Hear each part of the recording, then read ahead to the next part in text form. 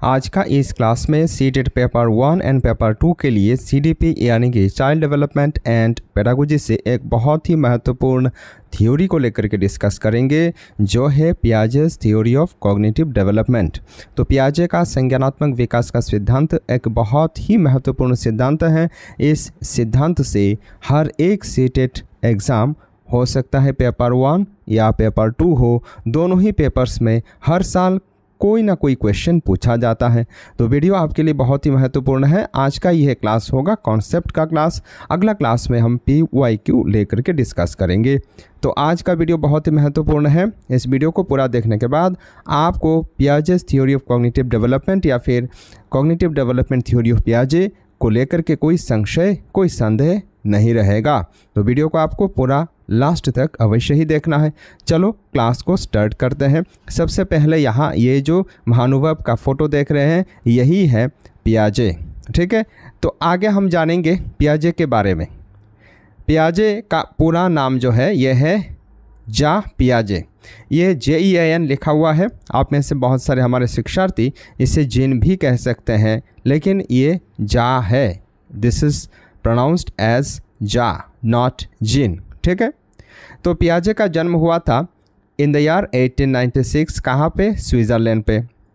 और इनका देहांत हुआ था 1980, जबकि उनका 84 ईयर एज हुआ था 16 सितंबर को। ठीक है, इनका जो पेरेंट्स है, वो पेरेंट्स के बारे में यहाँ लिखा गया है। एल्डेस्ट सन ऑफ आर्थर पियाजे। इनका जो पिता का नाम था आर्थर पियाजे एंड रेबेका जैक्सन इनका माँ का नाम है।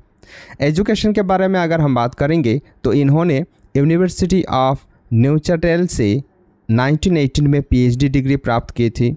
उनका वाइफ का नाम वैलेंटाइन चटनी है और ये 1923 में इनका जन्म हुआ था। इनका 3 बच्चे थे। एक बच्चा का नाम था जैकलिन, दूसरा का नाम था लूसिन और तीसरा जो बच्चा था उसका नाम था लॉरेंट। और यही जो तीनों बच्चे हैं, इन तीनों बच्चों को लेकर के इन्होंने रिसर्च किया, शोध किया और अपना थ्योरी डेवलप किया। आगे बढ़ते हैं। नेक्स्ट हम जानेंगे उनके बारे में और डिटेल में। हालांकि इस जो थ्योरी है इसमें यह सब जानना उतना ज़रूरी नहीं है, लेकिन कई बार हमने देखा है इन पर भी क्वेश्चन पूछ लिया जाता है। तो इसीलिए हम कोई भी कोर कसर नहीं छोड़ेंगे, जितना भी पॉइंट्स हैं उन सबको कवर करेंगे। ठीक है, तो इनका जन्म हुआ था 1896 में और इनका देहांत हुआ था 1980 में। ये 20th सेंचुरी का सबसे ज़्यादा प्रभावशाली मोस्ट इन्फ्लुएंशियल रिसर्चर में से एक है, जिन्होंने डेवलपमेंट साइकोलॉजी को लेकर के रिसर्च किया, शोध किया। याद रखना, he was originally trained in the areas of biology and philosophy and considered himself genetic epistemologist. तो इन्होंने असल में बायोलॉजी यानी कि जीव विज्ञान और फिलोसॉफी दर्शन शास्त्र में इन्होंने शोध किया, लेकिन अपने आप को ये क्या मानते थे? अपने आप को ये आनुवंशिक ज्ञानवादी मानते थे, यानी कि जेनेटिक एपिस्टेमोलॉजिस्ट मानते थे। Piaget wanted to know how children learned through their development in the study of knowledge. पियाजे ये जानना चाहते थे कि शिशु यानी बच्चे किस प्रकार सीखते हैं चीज़ों को। ठीक है, इसके बाद he administered Binet's IQ test in Paris and observed that children's answers were qualitatively different. इसके बाद इन्होंने जो बिनेट है, जिन्होंने क्या किया था, IQ test, intelligence question test develop किया था, उसको इन्होंने ऑब्ज़र्व किया पेरिस में। इसके बाद इन्होंने पाया कि बच्चों का जो उत्तर है, आंसर्स है, ये क्वालिटेटिवली अर्थात बच्चों ने जो जवाब दिया था IQ टेस्ट में, वो जवाब का क्वालिटी हर एक बच्चा का अलग अलग था। ये इन्होंने ऑब्ज़र्व किया। Piaget's theory is based on the idea that the developing child builds cognitive structures. उनका जो थ्योरी है, ये थ्योरी इसी चीज़ पर आधारित है कि जो बच्चे विकसित होते हैं, बड़े होते हैं, ये कुछ कॉग्निटिव स्ट्रक्चर्स पर अपना डेवलप करते हैं। अर्थात बच्चों का जो डेवलपमेंट है ये एक कॉग्निटिव स्ट्रक्चर पर आधारित है, ये इनका मानना है। He believes that the child's cognitive structure increases with the development. और पियाजे मानते हैं कि बच्चा का जो कॉग्निटिव स्ट्रक्चर है ये डेवलपमेंट यानी कि विकास के साथ साथ बढ़ता रहता है। Piaget's theory of infant development were based on his observations of his own 3 children। और ये जो थ्योरी का डेवलपमेंट इन्होंने किया है ये उनका खुद का 3 बच्चा जिनका नाम अभी हमने स्टडी किया है उन तीनों बच्चों पर आधारित है। चलो आगे बढ़ते हैं। नेक्स्ट हम जानेंगे कि कॉग्निशन क्या है। देखो कॉग्निशन ये जो शब्द है ये एक लैटिन शब्द जो कि है कॉग्नोसियर से आया है। और कॉग्नोसियर का मतलब है जानना, टू नो और टू रिकॉग्नाइज और टू कॉन्सेप्चुअलाइज। कोई चीज़ को अपने हिसाब से जानना, इसे कॉग्निशन कहा जाता है। यानी कि ये जो कॉग्नोसियर जो शब्द है इससे आया है, ये लैटिन भाषा का शब्द है कॉग्नोसियर, याद रखना। Cognition is the mental action or process of acquiring knowledge and understanding through thought, experience and the senses। यानी कि हम जो भी चीज़ सीखते हैं वो कैसे हम करते हैं, अर्जन करते हैं, वो ज्ञान के माध्यम से हो, वो अपना अनुभव से हो, वो अपना चिंतन से हो, ठीक है, या फिर हम अपना सेंस से कोई भी चीज़ को सीखते हैं।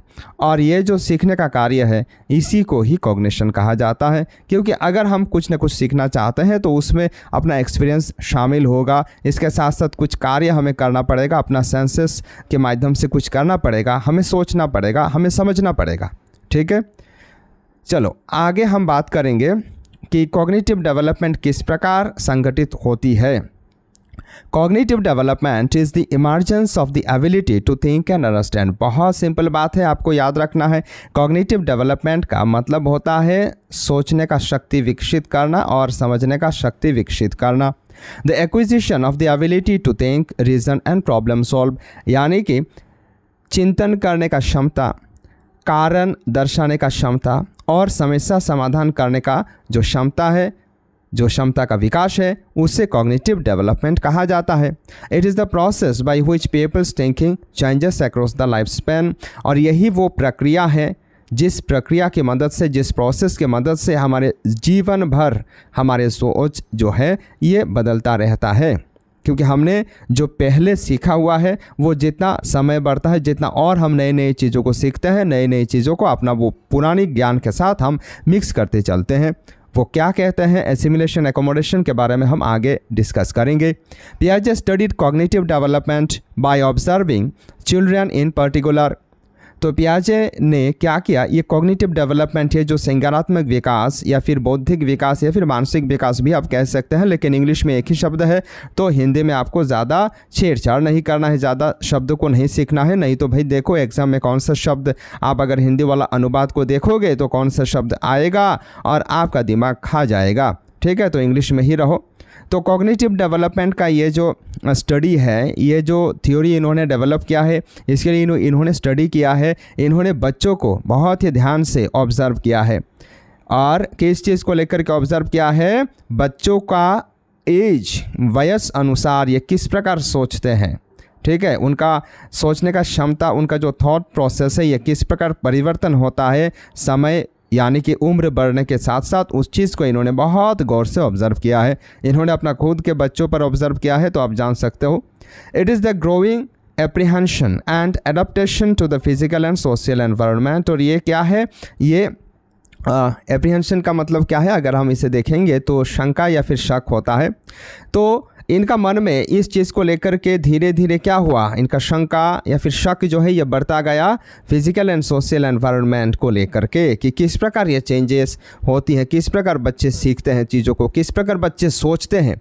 इन सब चीज़ों को लेकर के इन्होंने सोचा और लास्ट में हमें ये थ्योरी दी। आगे हम नेक्स्ट जानेंगे कुछ इंपॉर्टेंट कॉन्सेप्ट्स के बारे में। इससे पहले हम जान लेंगे हाउ कॉग्निटिव डेवलपमेंट ऑकर्स। ये कॉग्निटिव डेवलपमेंट या फिर मानसिक या फिर बौद्धिक विकास जो है ये किस प्रकार संगठित होती है, किस प्रकार गठित होती है शरीर में। Cognitive development is gradual and orderly changes by which mental process becomes more complex and sophisticated। यह cognitive development यानी कि बौद्धिक विकास एक ऐसा कठिन प्रक्रिया है जो समय के साथ साथ, एज के साथ साथ ये क्या होता रहता है, कॉम्प्लेक्स होता रहता है, ठीक है, और ज़्यादा सोफिस्टिकेटेड होता रहता है, ज़्यादा अलग होता रहता है समय के साथ साथ। The essential development of cognition is the establishment of new schemas. तो स्कीमा के बारे में हम आगे जानेंगे। तो एसेंशियल डेवलपमेंट यानी कि सबसे महत्वपूर्ण जो विकास होता है कॉग्निशन का, चिंतन का, वो क्या है? नई नई स्कीमों को जन्म देना है।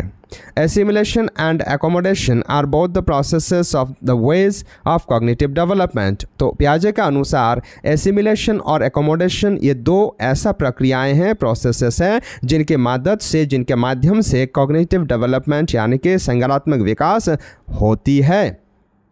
The equilibration is the symbol of a new stage of the cognitive development। Equilibration जो है ये एक नया स्टेज है cognitive development या फिर मानसिक विकास का।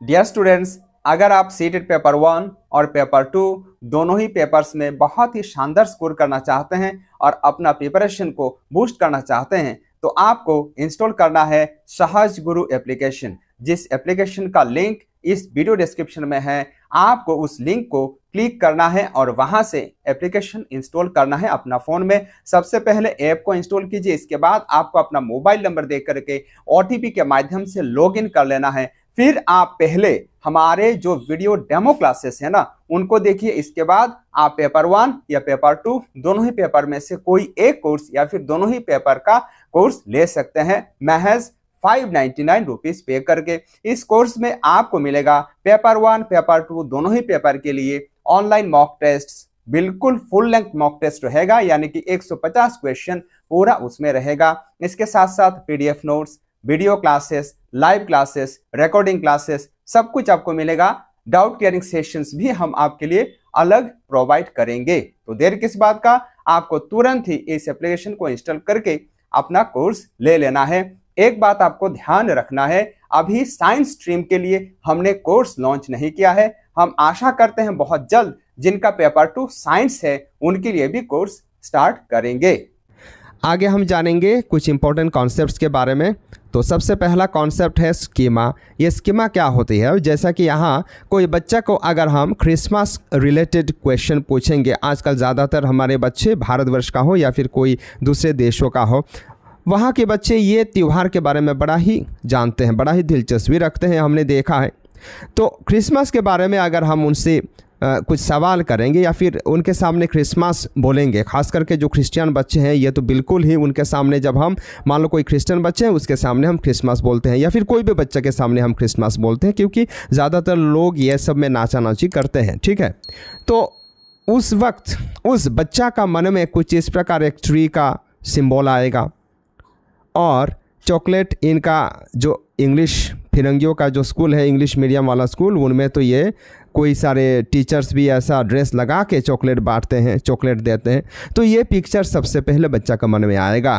तो ये जो शब्द के साथ साथ बच्चा का मन में, उसने 1-2 बार देखा है ये प्रोग्राम्स, तो उसका मन में ये स्कीमा बैठा हुआ है, ठीक है। उसका मन में ये क्या है? ये एक इंटरनल रिप्रेजेंटेशन होता है वास्तविक जगत का, ठीक है।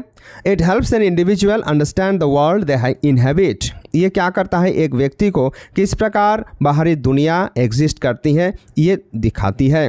They are cognitive structures that represent a certain aspect of the world. ये कुछ कॉग्निटिव स्ट्रक्चर्स हैं, बौद्धिक स्ट्रक्चर्स हैं जो दुनिया कैसी है इसे दिखाती है।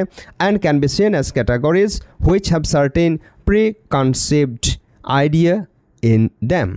तो उनके मन में जो पहले से जाना हुआ समझा हुआ आइडिया है, धारणा है, हो सकता है ये आइडिया गलत भी हो, तो ये जो है उसको लेकर के ये बैठते हैं, ठीक है।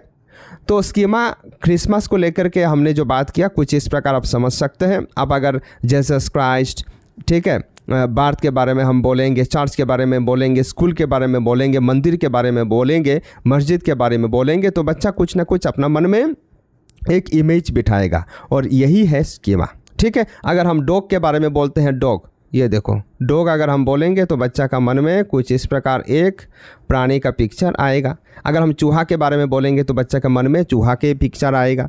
तो ये क्या है? ये स्कीमा है, ठीक है। चलो आगे बढ़ते हैं, चीज़ों को ज़्यादा कठिन ना करते हुए हम आराम से सीखेंगे।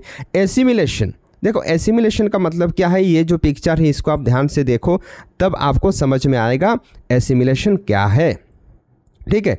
बच्चा ने पहले ही, मान लो हमारे घर में ये एक बच्चा है और हमारे घर में ये एक पप्पी है या डॉगी है, तो बच्चा को हमने सिखाया है, बच्चे को हमने ये देखा कर दर्शा करके, क्योंकि कॉग्निशन कब होता है, बच्चा को आंखों के सामने जब हम कोई चीज़ दिखा करके समझाते हैं, उसका नाम बताते हैं, तो बच्चा इसे ज़्यादा देर तक याद रख पाता है। ठीक है, तो ये डॉगी है, बच्चा जानता है। इसके बाद मान लो कि हम कोई पार्क में गए या फिर हम अपना दोस्त के घर गए और वहाँ जा कर के ये महाशय का परिचय हुआ हमारे बच्चा से, तो हम क्या करेंगे, ये पहली बार बच्चा जब इस बिल्ली को देखेगा तो बोलेगा डॉग, क्योंकि कुछ इस प्रकार एक ही प्रकार का लग रहा है, 2 कान हैं, सिर पैर जो है कुछ एक ही डिज़ाइन का है। ठीक है, बड़ा प्यारा सा बिल्ली देख करके बच्चा डॉग बोलेगा इसे, या फिर आपका जो डॉग है उसका अगर कोई नाम है तो वो नाम से इसे पुकारना स्टार्ट करेगा।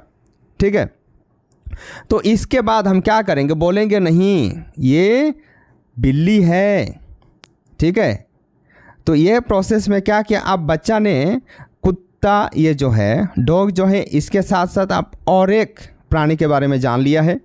ठीक है, जो कि बिल्ली है। अब वो नेक्स्ट जब भी देखेगा बिल्ली को तो बिल्ली बोल के पुकारेगा।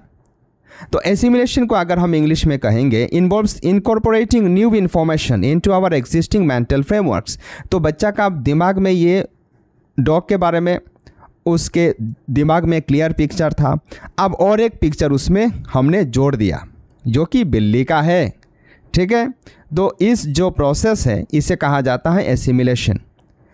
Assimilation is using an existing schema to deal with a new object or situation. Here the learner fits the new idea into what he already knows. तो बच्चा पहले जो जानता है उसके साथ और एक नया आइडिया जोड़ेगा। एक प्राणी के एग्जांपल से आपने देख लिया, या फिर मान लो एक बच्चा है, उसका पापा उससे बड़ा डांटते हैं, हाँ मोबाइल फ़ोन मत देखो, ये मत करो कह के बड़ा डांटते हैं। आजकल तो ये मोबाइल फ़ोन का बड़ा ही समस्या है। तो बच्चा क्या करता है, एक 2 साल का बच्चा है, ठीक है, उसने एक आदमी को देखा और उस जो बच्चा है, बच्चा का जो पिताजी है उनका हेयर नहीं है, बॉल्ड है, कुछ मेरे जैसा आप देख सकते हैं। तो उसको देखा और ये डांटते हैं बहुत बच्चा को जब ये उद्दंड आचरण करता है तब।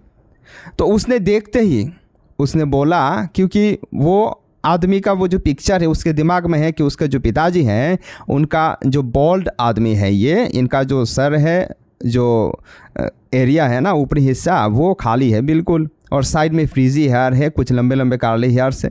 तो देख करके उसने अपना पिताजी के डर से बोला क्लोन। क्लोन क्लोन मतलब कि जो डर के मारे हम जो बोलते हैं, जो विदिशक या फिर जो गवार हैं उसे क्लोन कहा जाता है। तो ये जो क्लोन क्लोन कहा, ये भी एक क्या है, एसिमिलेशन है। उसने एसिमिलेट किया कि उसका पिताजी ऐसा है, और बाद में अगर वो और कोई इंसान को देखेगा तो वो अपना पिताजी जैसा ही सोचेगा, वो अपना पिताजी मान लेगा।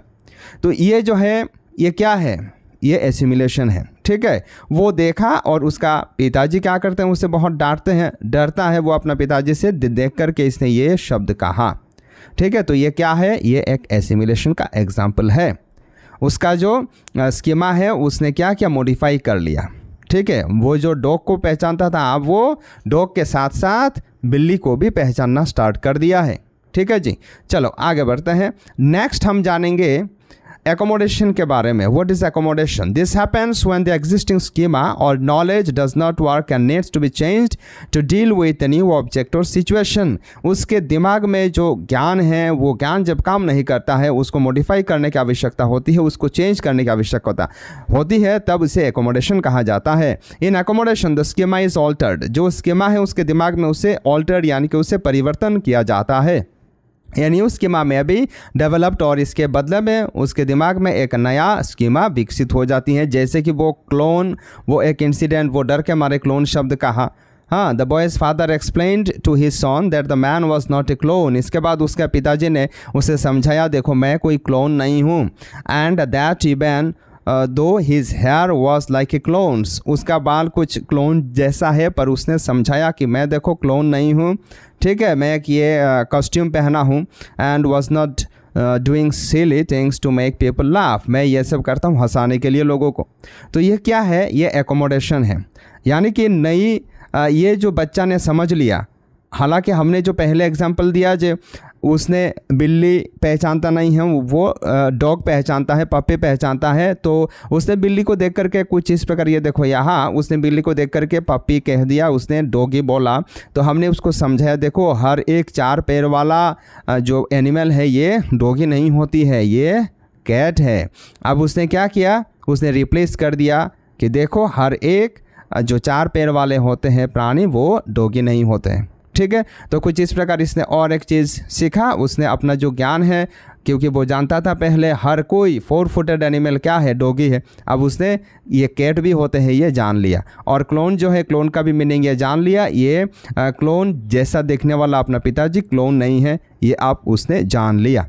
तो ये एकोमोडेशन है, जो पुराने ज्ञान है उस ज्ञान के साथ नई कुछ ज्ञान को हम जब फिट करते हैं, रिप्लेस करते हैं, ठीक है, उसे कहते हैं एकोमोडेशन।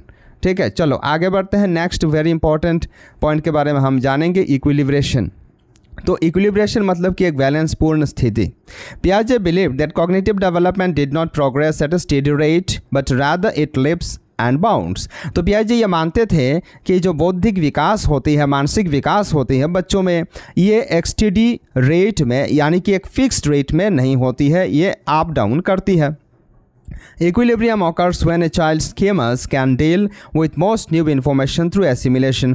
तो इक्विलिब्रेशन कब हम वो बच्चा का मानेंगे, जब बच्चा क्या करता है, हर एक नया सिचुएशन में अपने आप को बैलेंस कर लेता है। अपना जो पूर्व ज्ञान है पहले से जो उन्होंने सीख रखा है, उस बच्चा ने वो क्या करता है, उसको नए ज्ञान के साथ वो जोड़ लेता है। ठीक है, किस प्रोसेस की मदद से जोड़ता है, एसिमिलेशन की मदद से जोड़ता है, एकोमोडेशन की मदद से वो रिप्लेस भी कर लेता है कई बार। ठीक है, तो इस प्रकार जब बच्चा कर लेता है, हालांकि ये प्रोसेस जब बच्चा थोड़ा बड़ा हो जाएगा तब कोई बच्चा इस प्रकार सोच सकता है।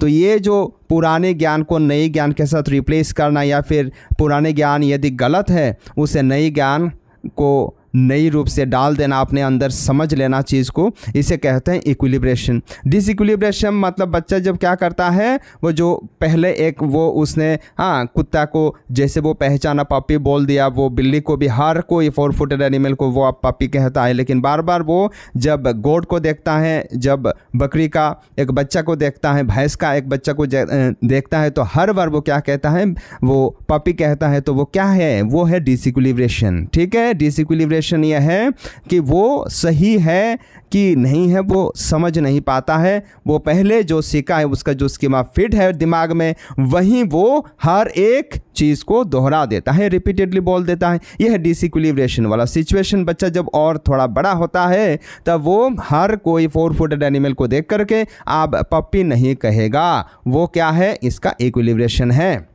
ठीक है, अब उसका स्कीमा इतना डेवलप हो गया है कि वो हर एक सिचुएशन में, इसका कॉग्निटिव डेवलपमेंट इतना हो गया है, हर एक सिचुएशन में वो एसिमिलेट कर लेता है चीज़ों को, और बाद में वो अपना ज्ञान के साथ, अपना जो एग्जिस्टिंग नॉलेज है उसके साथ एकोमोडेट कर लेता है। Equilibrium helps explain how children are able to move from one stage of thought to the next stage. तो इक्विलिब्रेशन क्या करता है, एक स्टेज से, एक पर्याय से दूसरे पर्याय तक बच्चे कैसे पहुंचते हैं, इस चीज़ को बहुत ही शानदार तरीके से दोहराता है, रिप्रेजेंट करता है। ठीक है, अब हम देखेंगे ये जो पियाजे का थ्योरी है, ये थ्योरी मूलतः स्टेज थ्योरी नाम से भी जाना जाता है, क्योंकि इन्होंने 4 प्रमुख स्टेज के बारे में बात किया है। तो चलो आगे हम जान लेते हैं उन सारे स्टेजेस को। तो देखो, पियाजे का जो थ्योरी वाला ये स्टेजेस है, ये सबसे पहला वाला स्टेज है सेमी मोटर या फिर सेंसरी मोटर स्टेज, जो कि जन्म से लेकर के 2 साल तक पियाजे ने माना है। इसके बाद वाला जो स्टेज है, इस स्टेज का नाम है प्री ऑपरेशनल स्टेज, जो कि जन्म से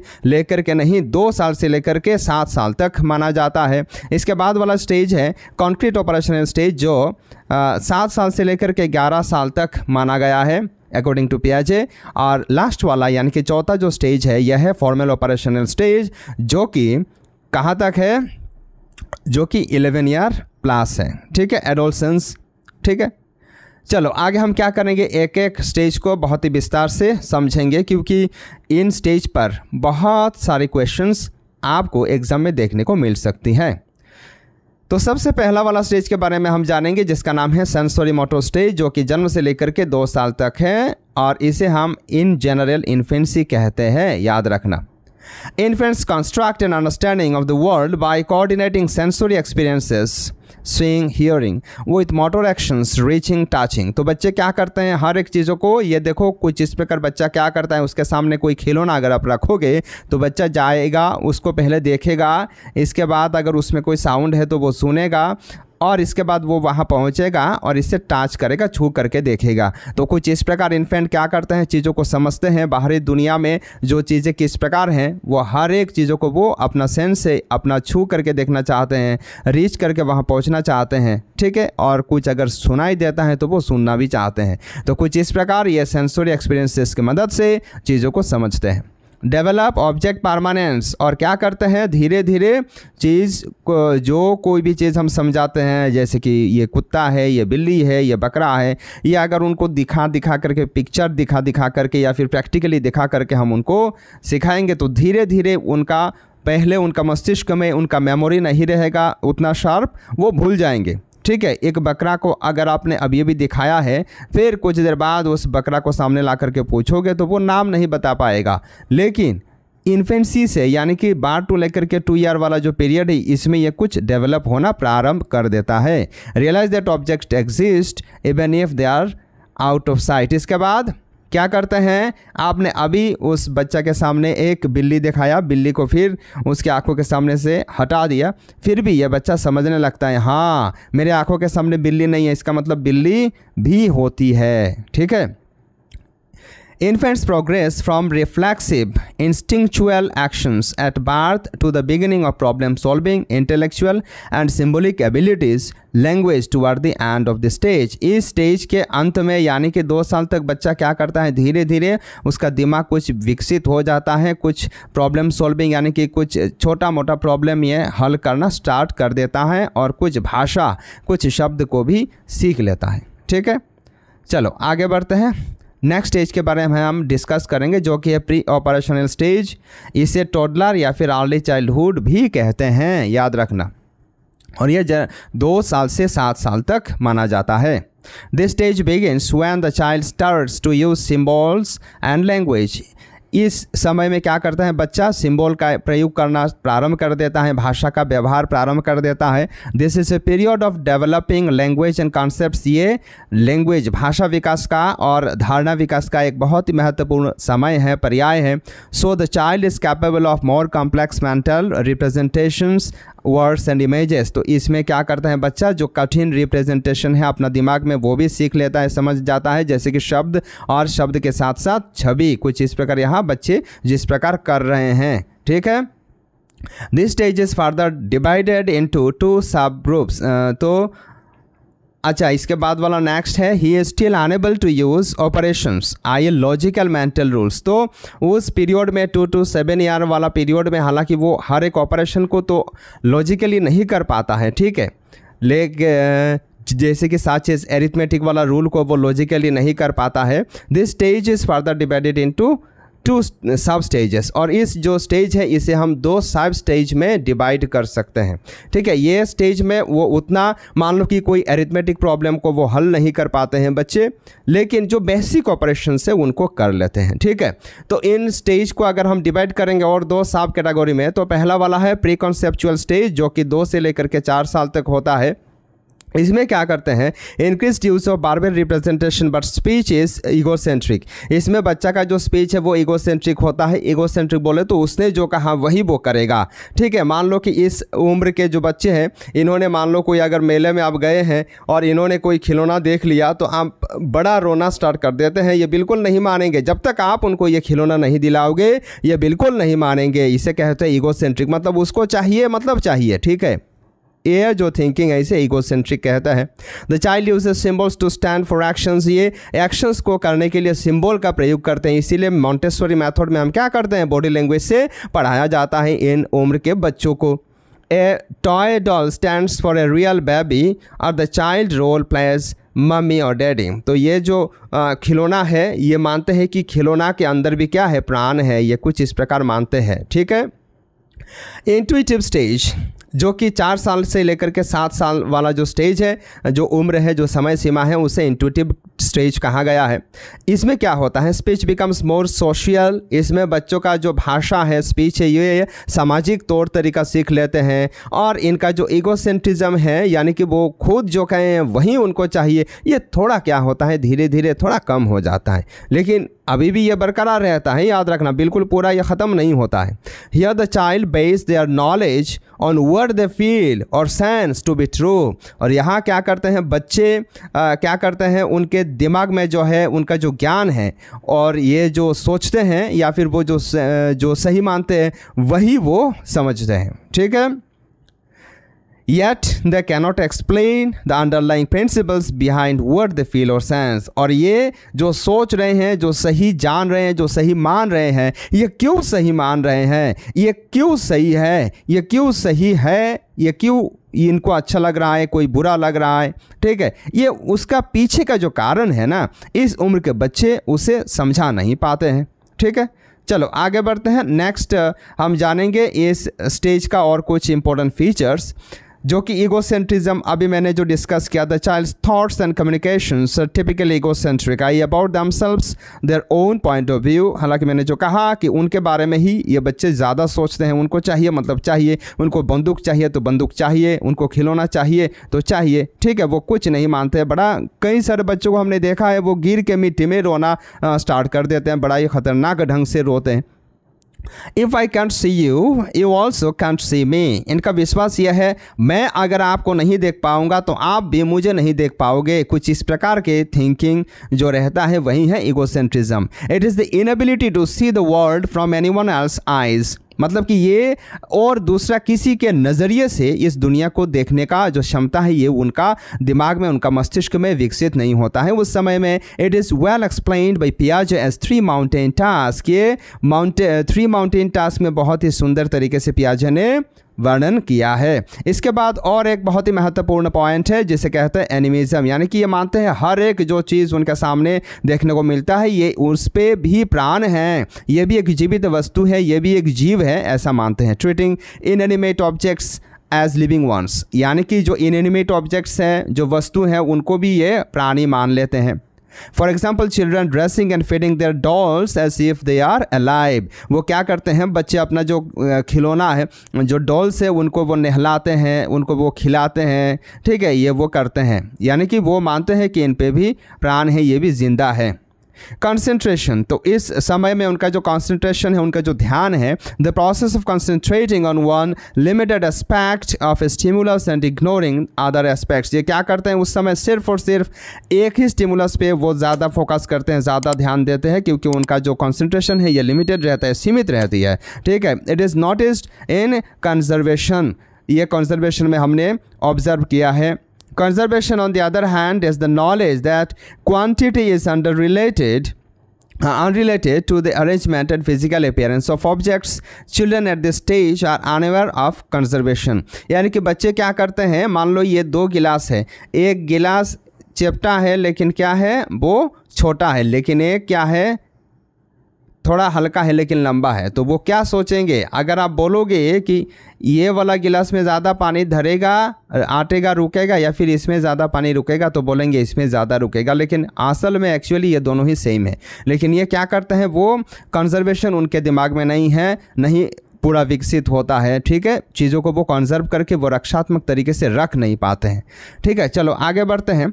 नेक्स्ट हम जानेंगे कंक्रीट ऑपरेशनल स्टेज, जिसका समय सीमा है, पर्याय है 7 साल से लेकर के 12 साल तक। इसे चाइल्डहुड और अर्ली एडोलसेंस भी कहा जाता है in general form. The concrete operational stage is characterized by the appropriate use of logic, important processes during the stage are। तो लॉजिक, इस समय बच्चों के दिमाग में तार्किक विकास हो जाती है, तर्क शक्ति का जो विकास है ये हो जाता है। बच्चे चीज़ों को सीरियल करना सीख जाते हैं।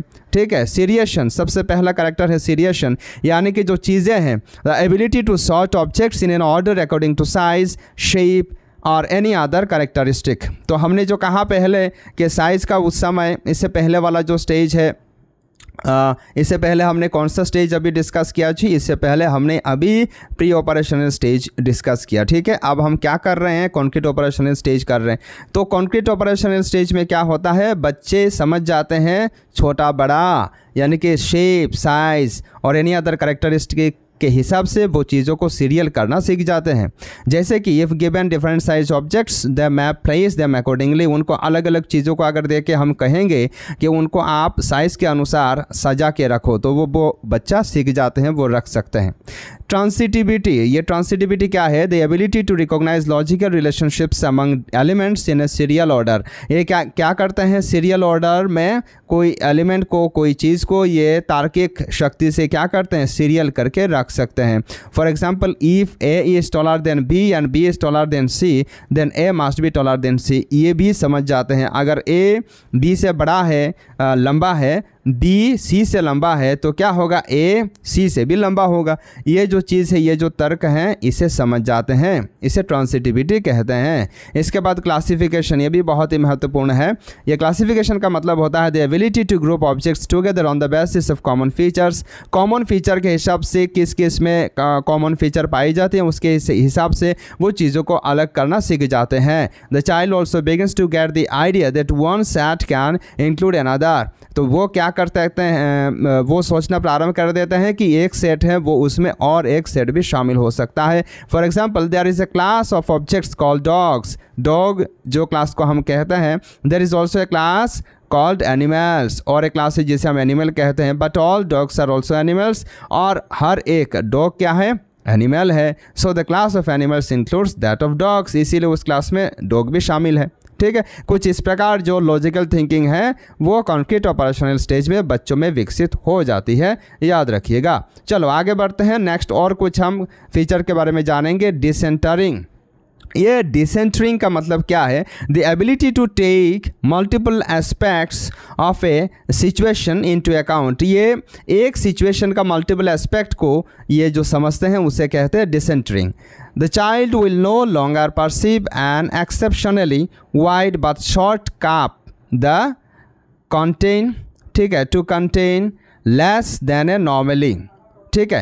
तो वही जो हमने कहा ना, जो एक छोटा काप है मान लो, और एक छोटा एक है, लेकिन ये क्या है? चैप्टा है। मतलब दोनों का जो साइज़ है ये बराबर है, ठीक है।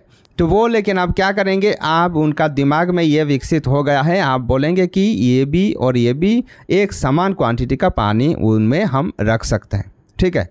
इसके बाद रिवर्सिबिलिटी। रिवर्सिबिलिटी क्या मतलब? उल्टी तरीके से सोचना। The child understands that numbers और ऑब्जेक्ट्स कैन बी चेंज्ड। वो बच्चा समझ गया है कि नंबर्स को या फिर ऑब्जेक्ट को हम परिवर्तन भी कर सकते हैं, चेंज भी कर सकते हैं, ठीक है। वो बच्चा आप समझ जाता है। जैसे कि then return to their original stage. For example, the child will rapidly determine a 4 + 4 = 8 अगर हम बच्चों को लिख करके देते हैं। इसके बाद अगर हम कुछ इस प्रकार लिखते हैं 8 - 4 = 4 द ओरिजिनल क्वांटिटी, तो कुछ इस प्रकार बच्चे क्या करते हैं? ये सीख जाते हैं। अगर हम 8 + 4 = 12 लिखते हैं, इसके बाद माइनस करने को बोलते हैं, तो बच्चा फटाफट कर देता है, यानी कि रिवर्स, उल्टी तरीके से बच्चा सोचना प्रारंभ कर देते हैं। कंजर्वेशन, इस समय का जो बच्चे हैं उनका कंजर्वेशन हो गया है, यानी कि वो क्वांटिटी किस में ज़्यादा है, किस में कम है, किसका लंबाई ज़्यादा है, किसका लंबाई कम है, किस में ज़्यादा संख्या में कलम है या फिर कोई चीज़ शामिल है, वो बच्चा समझ जाते हैं, ठीक है। इसे कंजर्वेशन कहा जाता है, उनका दिमाग में याद रहता है। एलिमिनेशन ऑफ इगोसेंट्रिज्म, और इस समय में क्या होता है? बच्चों के मन में जो इगोसेंट्रिज्म है, the ability to view things from another's perspective, वो दूसरे लोगों के हिसाब से, दूसरे लोगों के दृष्टिकोण से चीज़ों को समझना प्रारंभ कर देते हैं। द चाइल्ड परफॉर्म्स ऑपरेशंस, और क्या करते हैं इस समय का बच्चा जो है वो कॉम्बाइनिंग वाला परफॉर्मेंस कर सकता है, सेपरेटिंग वो अलग थलग कर सकता है, चीज़ों को मल्टीप्लाइंग कर सकता है, रिपीटिंग, डिवाइडिंग एटसेट्रा, वो डिवाइड भी कर सकता है, चीज़ों को रिपीट भी कर सकता है, ठीक है, इस समय का जो बच्चा है, ठीक है। चलो आगे बढ़ते हैं। आपको बहुत ध्यान से इन चीज़ों को याद रखना है। आप फॉर्मल ऑपरेशनल स्टेज जो कि 12 ईयर्स एंड अबव वाला है, और इसे adolescence and adulthood in general कहा जाता है, याद रखना, ठीक है। तो ये जो फॉर्मल ऑपरेशनल स्टेज है, इसमें बच्चा और थोड़ा बड़ा हो गया है। The thought becomes increasingly flexible and abstract. बच्चा क्या करता है, पहले तो जो हमने जो स्टेजेस के बारे में डिस्कस किया है उसमें बच्चा क्या करता था, हर एक चीज़ों को जो देखने वाला चीज़ है उसको ज़्यादा बेहतरीन तरीके से समझना स्टार्ट कर दिया था। लेकिन अब क्या है, एब्स्ट्रैक्ट चीज़ यानी कि जिसे विमूर्त कहा जाता है, जो हमारी आंखों के सामने नहीं है, जैसे कि दुख, सुख, हाँ, हंसी, खुशी, ये जो शब्द है ये एब्स्ट्रैक्ट है क्योंकि इसका एक सिचुएशन है वो हमें सोचना पड़ता है। ठीक है, हमारे सामने अगर हम चाहेंगे कि उसको हम टच करके देखेंगे तो सुख को कोई टच करके देख सकता है क्या, ये विमूर्त चीज़ है। ठीक है, तो एब्स्ट्रैक्ट थिंकिंग बच्चों में विकसित हो जाती है। The ability to systematically solve a problem in a logical and methodological way, ये एक सिस्टम के तहत काम करना प्रारंभ कर देते हैं और कोई भी समस्या है तो उसका जो समाधान है उसे एक सिस्टमेटिक ढंग से बच्चा कर सकता है। Understands that nothing is absolute, everything is relative, और बच्चा ये समझ जाता है कि कोई भी एब्सोल्यूट नहीं होता है, हर कोई चीज़ एक दूसरे के साथ संबंधित होती है। Develop skills such as logical thoughts, उनके दिमाग में तार्किक शक्ति ज़्यादा विकसित हो जाती हैं। डिडक्टिव रीजनिंग, वो उल्टा तरीके का सोचना प्रारंभ कर देते हैं। इंडक्टिव रीजनिंग यानी कि एग्जाम्पल से क्या करते हैं, वो अगर हम पहले एग्जाम्पल देंगे, ठीक है, पहले एक तरीके से चीज़ों को सोचेंगे, ठीक है, ये भी इन्होंने सोचना प्रारंभ कर दिया है, या फिर अलग अलग तरीके से अलग अलग पॉइंट ऑफ व्यू से चीज़ों को सोचना प्रारंभ कर दिया है। एंड सिस्टमेटिक प्लानिंग, और वो अपना कार्य को वो प्लान के अनुसार अपना एक परिकल्पना बना करके वो करना प्रारंभ कर देते हैं। Understand that the rules of any game और social system are developed by a man by mutual agreement and hence could be changed और मॉडिफाइड। ये समझ जाते हैं कि समाज का जो परंपरा का जो सिस्टम है या फिर कोई खेल का जो रूल है उसे मनुष्य ने ही अंडरस्टैंडिंग करके, दोनों में अंडरस्टैंडिंग करके आपसी सुझाव के अनुसार विकसित किया गया है और इसे बाद में परिवर्तन भी किया जा सकता है या फिर मॉडिफाई भी किया जा सकता है। The child's way of thinking as its most advanced, although the knowledge it has to work with will change. वो क्या करते हैं, इस समय का जो बच्चे हैं उनका जो थिंकिंग है वो एडवांस हो जाता है, वो और अत्यधिक विकसित हो जाता है और वो अपना ज्ञान, अपना जो खुद का कार्य है वो खुद अपना डिसीजन भी लेना प्रारंभ कर देते हैं। चलो आगे बढ़ते हैं। नेक्स्ट, एजुकेशनल इम्प्लीकेशंस, यानी कि पियाजे का जो थ्योरी है इसे किस प्रकार हम स्कूल में एक शिक्षक बनने के बाद अप्लाई करेंगे, इसे एजुकेशनल इम्प्लीकेशन किस प्रकार हम करेंगे। तो देखो, emphasis on discovery approach in learning, शिक्षण में जो डिस्कवरी अप्रोच है यानी कि बच्चे जो कर कर के सीखेंगे उसे डिस्कवरी अप्रोच कहते हैं। इस पे ये बहुत ही महत्वपूर्ण एक तरीका है, एक थ्योरी है जिसे हम अप्लाई करेंगे, बच्चों को करने देंगे तो बच्चा अपना खुद के अनुसार डिस्कवर करेगा चीज़ों को। Curriculum should provide specific educational experience based on children's developmental level, बच्चों का जो डेवलपमेंट, जो विकास का पर्याय है, स्तर है, उसी के हिसाब से हमें करिकुलम डेवलप करना चाहिए, तब बच्चा बहुत ही शानदार परफॉर्मेंस करेगा। Arrange classroom activities so that they assist and encourage self learning, बच्चों में सेल्फ लर्निंग, स्व अध्याय का विकास करने के लिए हमें क्या करना चाहिए, कुछ इस प्रकार क्लासरूम एक्टिविटी डिज़ाइन करना चाहिए ताकि ये बच्चों को खुद कुछ करके सीखने के लिए प्रेरणा दे। Social interactions have a great educational value for पियाजे, पियाजे के अनुसार सामाजिक इंटरेक्शन, सामाजिक जो समाज में हम एक दूसरे के साथ जो वार्तालाप करते हैं, बातचीत करते हैं, ये बहुत ही महत्वपूर्ण है शिक्षा के क्षेत्र में। पॉजिटिव सोशल एक्शंस, अगर कोई सकारात्मक सामाजिक क्रियाकलाप है, ये बहुत ही हमें उत्साह देना चाहिए ताकि बच्चे पॉजिटिवली चीज़ों को ग्रहण कर सके। Instruction should be geared to the level of the child, उस बच्चा का जो लेवल है, जिस पर्याय में बच्चा है उस पर्याय के अनुसार हमें इंस्ट्रक्शन देना चाहिए। As the level of the child changes at each stage, the level of instruction और exploratory activities should also change. हमें क्या करना चाहिए, बच्चा का जो उम्र बढ़ेगा, उम्र के साथ साथ हमें बच्चा का जो एक्टिविटी है, एक्टिविटीज़ को भी चेंज करते रहना चाहिए। Simple to complex and project method of teaching, और ये जो पियाजे का जो थ्योरी है ये सिंपल टू कॉम्प्लेक्स यानी कि पहले आसान चीज़ों को हम समझाएंगे, इजी वे में समझाएंगे, बाद में हम कठिन जो कॉम्प्लेक्स चीज़ है उनको समझाएंगे, और प्रोजेक्ट मेथड यानी कि बच्चों को देंगे, बच्चे खुद करके लाएंगे, कुछ इस प्रकार प्रोजेक्ट मेथड को भी ज़्यादा बल देता है। Co curricular activities have equal importance as that of curricular experiences in the cognitive development of children. अगर बच्चा का मानसिक विकास, बौद्धिक विकास हम पूर्णतः करना चाहते हैं तो को करिकुलर यानी कि पढ़ाई के साथ साथ हमें और भी खेल कूद का कार्य, सामाजिक गतिविधियों में भी बच्चों को शामिल करना चाहिए। इस पे भी पियाजे बल देते हैं। Major goals of education according to पियाजे are critical and creative thinking. पियाजे के अनुसार जो शिक्षा का प्रधान उद्देश्य है ये क्रिटिकल, यानी कि डीपली हम जो चीज़ों को करते हैं उससे क्रिटिकल थिंकिंग कहा जाता है, और क्रिएटिव थिंकिंग। तो हमें क्या करना चाहिए, शिक्षा का जो मुख्य उद्देश्य है ये बच्चों में सृजनात्मक शक्ति, इसके साथ साथ डीप थिंकिंग यानी कि क्रिटिकल थिंकिंग विकास करना चाहिए। तो ये था एजुकेशनल इम्प्लीकेशंस। अब आगे हम जानेंगे कि इसको किस प्रकार हम शिक्षा में शामिल कर सकते हैं। Piaget's theory helped educators, parents and investigators to comprehend the capacity of children in their different stages. तो पियाजे का जो ये थ्योरी है ये खुद हमने ऑब्जर्व किया है अपना बेटी पर, ये बिल्कुल सही है। पियाजे का थ्योरी आज भी रेलिवेंट है।